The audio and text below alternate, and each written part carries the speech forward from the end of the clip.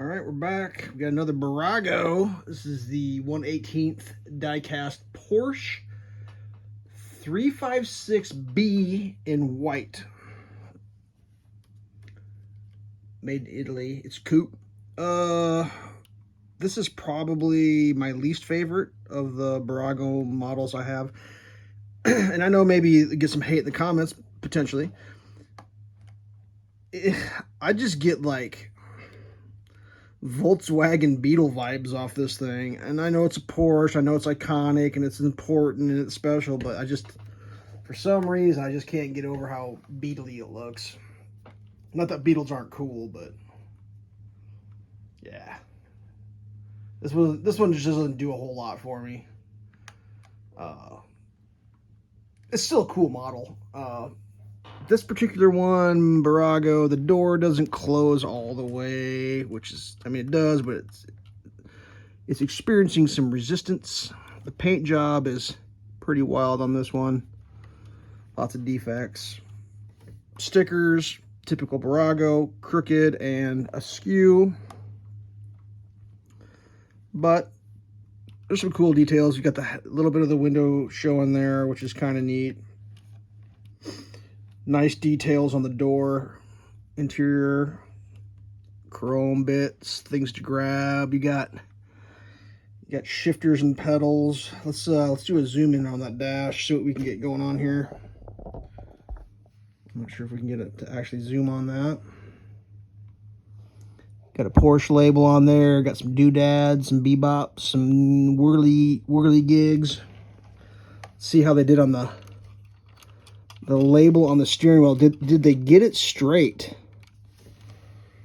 It is oriented, but it's too high. They didn't get it centered, so that's pretty standard.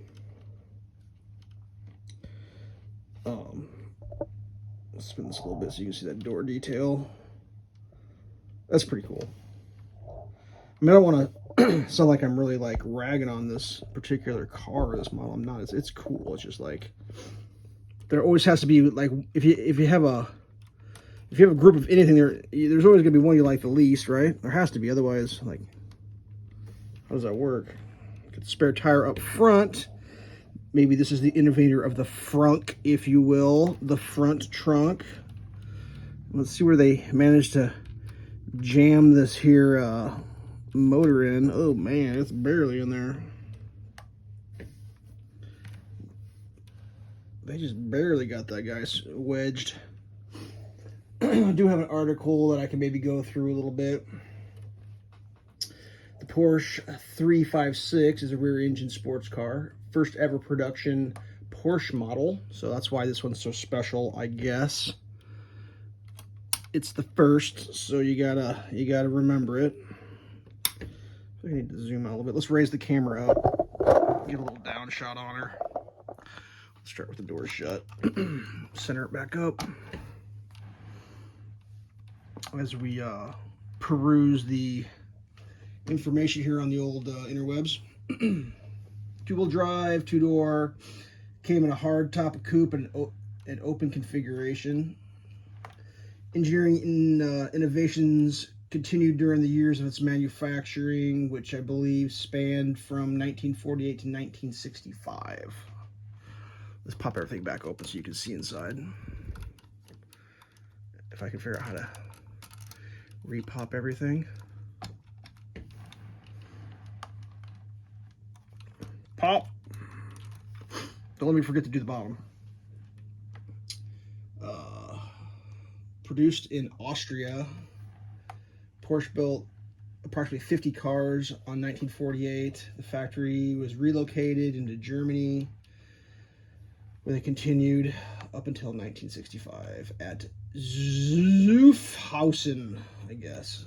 I'm not super great at reading German. The original price for a 48 was $3,750, which would be the equivalent of roughly $50,000 in 2024 dollars, which isn't that much. But, you know, hindsight being 2020 and all. Mid-engine tubular prototype of the 3561 was completed in 1948. The prototype had a mid-engine placement, and it later was changed to the rear engine when they made their first production car. Let's take a look at the bottom here real fast, because I sometimes forget to do that. Give you all the details here. Bburago labeling, Porsche 356B, 1961, scale 1/18, made in Italy. Pretty decent motor configs. I mean, the rest of it's pretty blah, but you know, whatever. It does have the steering wheel. The steering wheel is actually pretty neat.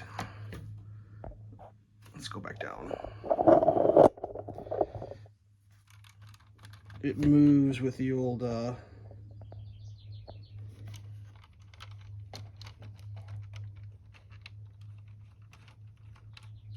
that's pretty slick.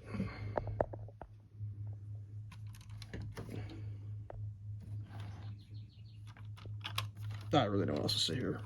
Let's see if we can find something else. So the 356 standard, they made 7,000 of them from 48 to 53. The 356A was from 55 to 59 and made 21,000 and change. The 356B, which is what this one is, was made from 1959 to 1963, made 30,963 of those. And then they made a 356C from 63 to like 65, 66ish. They made 16,000 of them. So the B was like the most produced one, I guess, of all of them. The difference between all those, I'm not going to get into all that. Oh. Pre-A's. Let's see if we can find some information on the B's, since that's what this is. Okay, late 1965, significant styling and technical refinement gave rise to the 356B, the T5 body type. The mid-62 356B model was changed to the T6 body type. I don't know which body type this particular one is, to be honest with you.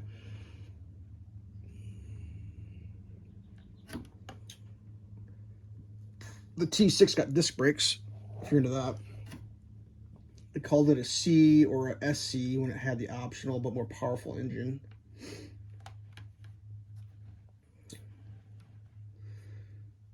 Ooh, this is probably T6 twin grills on the engine car, so it's probably a T6 body type. That's the giveaway, if you will, potentially.